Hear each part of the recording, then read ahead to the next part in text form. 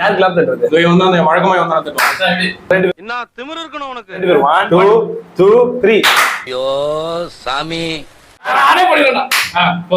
இந்த வாரம் நம்ம அட்டி போட்டிருக்கோம் பிரம்ம யுகம் அந்த படத்தோட மூவி ரிவ்யூ தான் இந்த வீடியோல பார்க்க போறோம். இவங்க மலையாளம் பிரம்ம யுகம். നീ എന്റെ മദർ ടങ് മലയാളം, എന്റെ സ്റ്റേറ്റ് കേരള, എന്റെ ഇടം കഥകളി തക്കിട്ട തക്കടിമി തക്കിട്ട തക്കടിമി. மாத்திடி நம்ம ஸ்டைலர். மச்சான் யாரா இவனுங்க? எங்கிந்திரா வந்துக்கறானுங்க? சோ இந்த படத்துக்கு வந்து நாங்க போனதே வந்து ஒரு பெரிய ஸ்கேம் தான். அந்த ஸ்கேம் நான் சொல்றேன். ஆக்சுவலி என்னன்னா எல்லாம் முடிச்சு ஒரு மாதிரி கடுப்பா இருக்கு, வணக்கப்பட்டு ராமசாமி போலாம் அப்படின்னு சொல்லிட்டு நானு கேமராமேன் சாரு அப்புறம் வந்து இந்த சார் 3 பேர் பிளான் போட்டோம். சரி ஒரு ஆட்டோக்கார தம்பி வேணுமே அப்படின்னு ஒரு சார் கூப்பிட்டு இந்த சார் மால் கீழே இருக்கிற பானிபூரி கடையில பானிபூரி சாப்பிட்டு பொறுமையா மேல போலாம் அப்படின்னு போதுதான் நடுவுல வந்தாரு இந்த பார்த்தா. அது யாருன்னா எங்க சேனலோட கேப்டன் ஓனர் விக்கி ஓனர் அவர் தான் வந்தாரு. வந்துட்டு அந்த படத்துக்கு எல்லாம் போவாதீங்கன்னா பிரம்ம இன்னொரு படம் வந்துருக்கு சூப்பரா இருக்கு அப்படின்னு சொல்லி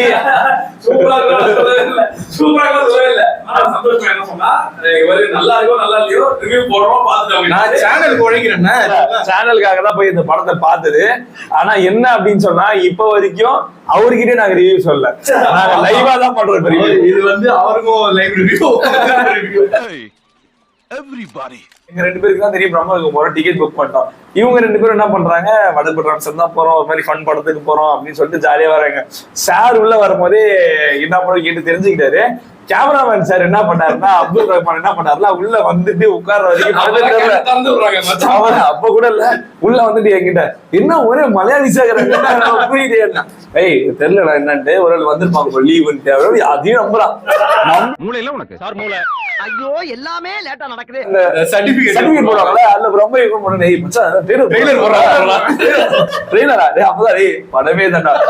முதுகுல குத்திட்டு இல்ல முதுகுல குத்திட்டு இல்ல. இதுதான் நாங்க படத்துக்கு போன ஒரு ஸ்டோரி. ஸ்கேமோட ஸ்கேம் பை விக்கி.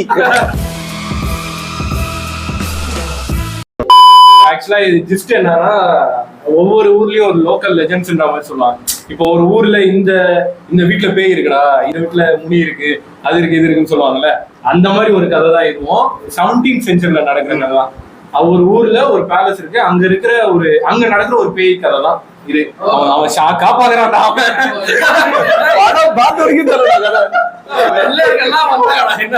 உலகத்திலேயே 1 நம்பர் மட்டிக்கும் நான் நினைச்சேன், என்ன மிஞ்ச ஒருத்த வந்துட்டான். இப்ப ஜிஸ்ட் வந்து இதுதான் சின்னதா அந்த ஊருக்குள்ள இருக்கிற ஒரு வீட்டுல நடக்கிற பேய் கதை தான் ஜிஸ்ட். அது இல்லாம அது ஒரு பிளாக் அண்ட் ஒயிட் படம் ஃபுல்லா. அங்கதான் ட்விஸ்ட். நீங்க இதை இமேஜின் பண்ணி பாருங்க. நைட்டு ஒரு 10 மணிக்கு ஷோ, ரிலாக்ஸ் பண்ணணும் அப்படின்ட்டு ஒரு ஜாலியான ஒரு ஃபன் படம் பார்க்கணும்னு சொல்லிட்டு எல்லாமே வந்து வந்தோம்.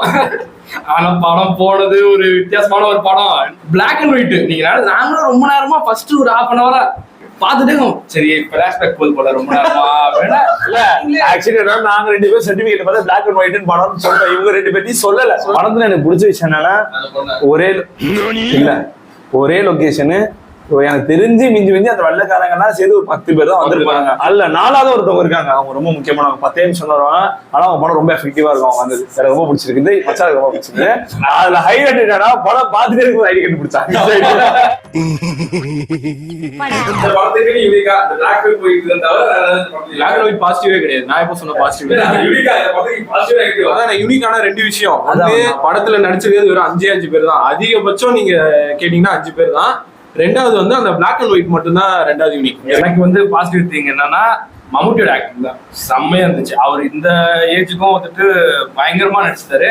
அது எப்படின்னா கன்வின்சிங்கா இருந்துச்சு. அவர் அந்த ஒரு சிரிப்பு போடுவார்ல, வில்லனிசமா அவர் டீமன் இது மாதிரி சிரிப்புலாம் போடுவார்ல, அதுதான் சூப்பரா இருந்துச்சு. லைட்டா கொஞ்சம் பயமாவும் இருந்துச்சு, ஐயோ கொஞ்சம் ஏதாவது பண்றாரோ அப்படின்ற மாதிரி இருந்துச்சு. ஸோ ஆக்டிங் பொறுத்த வரைக்கும் எனக்கு வந்துட்டு மம்முட்டி அடிச்சு உதைட்டா. எனக்கு பாசிட்டிவ் வந்து அந்த இன்னொருத்தர், அவர் தான் முக்கியமான கேரக்டர், அர்ஜுன் அசோகன் அவர் பேரு. அவர் படத்துல கடைசியா அவர் வரல, அதுதான் அனாமிகாவோட வீடுன்னு. அவர் தான் படத்தோட ஸ்டார்டிங்ல இருந்து எண்டிங் வரைக்கும் கேரி பண்ணிட்டு போறது அவர் தான்.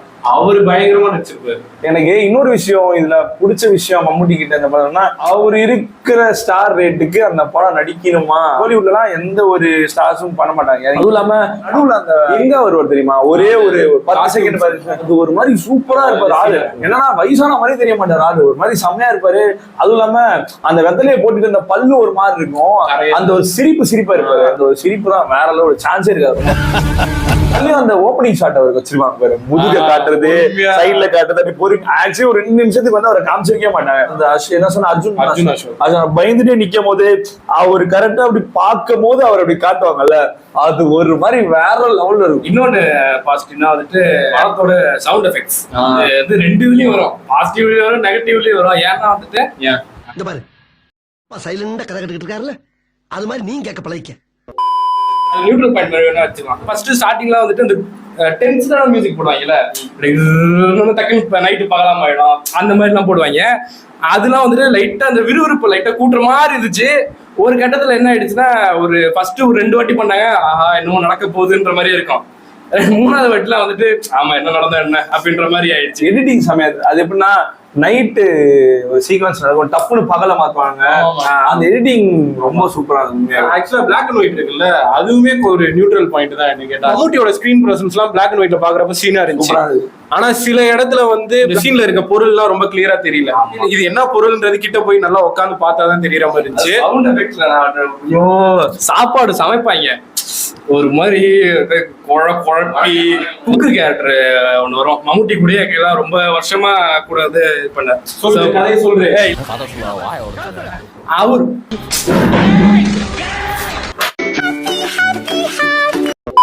ஒரு மாதிரி வடக்கன் மாதிரி இருப்பாரு. சிக்கன் துப்பிட்டு அங்கேயே உட்காந்து இப்படின்றது, அங்கேயே சமைக்கிறது இல்ல. என்னன்னா அது 17th century நடந்த கதை. சோ அந்த பேஸ் பண்ணி இப்படியா ஒரு நியாயம் வேணாமாடா. என்னன்னா அந்த ஆளை பார்க்க வச்சு அடிக்கலான்னு பார்த்தோம்.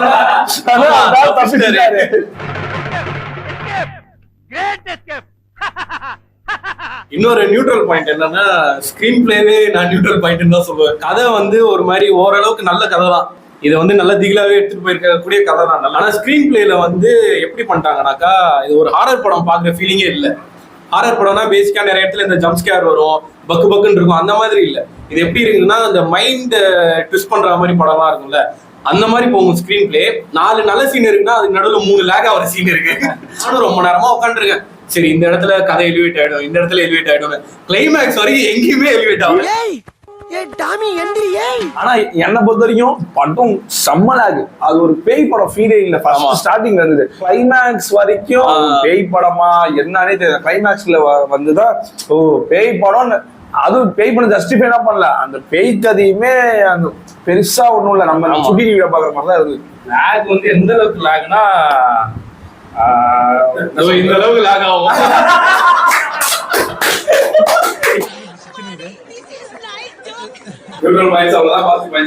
கம்ப்ளீட்லி நெகட்டிவ் பாயிண்ட் தான் நான் கண்டிப்பா இதுதான் சொல்லுவேன். ஸ்கிரீன் பிளே தான். மம்முட்டியோட ஸ்கிரீன் பிரசன்ஸ், அப்புறம் அவரு அர்ஜுன் சொன்னால அவரோட ஆக்டிங், குக்கா வந்தாருல அவரோட ஆக்டிங்குமே நல்ல ஆக்டிங், எல்லாமே நல்லா தான் இருந்துச்சு. ஸ்கிரீன் பிளே மட்டும் தான் பயங்கர. ஆக்சுவலி என்னன்னா வெயிட்டேஜான ஆக்டர்ஸ், ஆனா அவங்களுக்கு ஏற்ற ஸ்டஃப் கொடுக்கல. ஆமா, த்ரில்லிங் எலிமெண்ட்ஸ் நிறைய இருந்துச்சு இதுல. ஆமா, ஆனா என்ன பண்ணிட்டாங்க, அதை யூஸ் பண்ணாம இதை நம்ம வேற மாதிரி எடுத்துட்டு போகணும்னு த்ரில்லிங் எலிமெண்ட்லாம் கட் பண்ணி விட்டாங்க. எதுக்காக ஏன் இப்படி செஞ்ச? நெகட்டிவ்ன்றப்ப அந்த பிளாக் அண்ட் ஒயிட் நியூட்ரல் சொன்னோம் இல்லையா, அது இந்த சைட்லயும் வரும். பகல் நைட்டு எதுக்குமே டிஃபரன்ஸ் இல்ல. நம்ம ரொம்ப நம்மளே ஃபோர்ஸ் பண்ணிட்டு படத்தை பாக்குற மாதிரி இருந்துச்சு. எனக்கு இன்னும் ஒரு நெகட்டிவ் என்ன தோணுச்சுன்னா, மியூசிக் படத்தோட ஸ்டார்டிங்ல மியூசிக் வேற லெவல்ல இருந்துச்சு. ஆனா படம் மூவ் மியூசிக் யூஸ் பண்ண மாதிரியே இல்ல, வெறும் சவுண்ட் எஃபெக்ட் தான் இருந்துச்சு. என்னன்னா மம்முட்டியோட பிரசன்ஸை வச்சே நம்ம கொஞ்சம் ஃபில் பண்ணிடலாம், ஆடியன்ஸ் கவர் ஆயிடுவாங்க அப்படின்ற ஒரு மனப்பிராந்தில அவங்க போட்டாங்க. ஆனா அது ஒர்க் அவுட் ஆகல. ஆக்சுவலி எனக்கு இந்த படத்துல எனக்கு சாட்டிஸ்ஃபைடா இல்ல, மத்தவங்க எப்படின்னு தெரியல. செய்யா போறது அந்த படம் ஃபுல்லாவே அந்த குட்டி சாத்தனை வந்து எப்படி இது பண்றது, கதை அதுதான். கடைசியில அந்த அர்ஜுன் அசோகனா அவனே திரும்ப வந்து பொசஸ் ஆயிடுறான்ல. ஆமா. அப்புறம் எதுக்கு இந்த படத்தை நான் பார்த்து அதான் கதை, அதுதான் சொல்றேன். அதனாலதான் இது டம்பர்டு மாதிரி ஒரு படம் தான், ஆனா அந்த மாதிரி எடுக்க முடியல இவனுங்களால. அந்த பொண்ணு எதுக்குது எனக்கு சத்தியமா தெரியல. அந்த பொண்ணு சீன் எனக்கு என்னமோ அதுக்காக தான் நினைக்கிறேன். ஆக்சுவலா ஆடியன்ஸ் அட்டென்ஷனை கிராப் பண்றதுக்காக நினைக்கிறேன். ஃபர்ஸ்ட் ஹாஃப்ல மம்முட்டியும் அந்த பொண்ணும் வருவாங்கல்ல, அந்த சீன்ல தான் எனக்கு ஒரு மாதிரி நீங்க நினைக்கிற மாதிரி இல்ல. அந்த ஃபர்ஸ்ட் ஹாஃப்ல ஒரு மாந்திரிகன் தானே, பேய் கூடயே ஒரு ஆளு ரிலேஷன்ஷிப் வச்சிருக்கானா, இவன் எவ்வளவு பெரிய ஆளா இருப்பான். அப்படி ஒரு ஃபயரோட செகண்ட் வெயிட் பண்ணேன். பார்த்தா அதுல சப்புன்னு முடிச்சிட்டான். இந்த ஆளே இல்லைன்ட்டானுங்க. என்னடி இது? அதுலயும் அந்த கிளைமேக்ஸ்ல வந்து அந்த பேய் வந்து வரும்ல, அந்த பேயை பார்த்தவருக்கு செம்ம சிரிப்பு.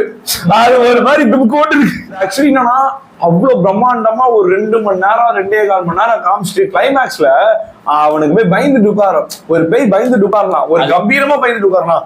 இது எப்படி சொல்றது, ஒரு நாயை கழுத்து தூக்கி வச்சா அப்படியே போய் ஒரு குட்டி நாய் போய் உட்காரும்ல, அப்படி உண்மையா எனக்கு அது சாட்டிஸ்ஃபைடாவே இல்லை. எனக்கு மனசே கேக்கல. ஆனா அதுல ஒரு விஷயம் என்னன்னா, அந்த பேய்க்கு மேக்கப் சூப்பரா இருந்துச்சு, நல்லா ரியலிஸ்டிக்கா இருந்துச்சு. ஏன்னா பென்டன்ல வர இது அப்படிதானே இருந்துச்சு. என்ன போ இல்ல பிரம்மயோட ரிவ்யூ அவ்வளவுதான். ஆக்சுவலா இந்த படம் வந்து இந்த இது என்ன பட்டது, அலப்பறை கிளப்புறோம் அது அந்த மாதிரி ஃபயரா வந்திருக்க வேண்டியது சங்கீத சுரங்கள் மாதிரி.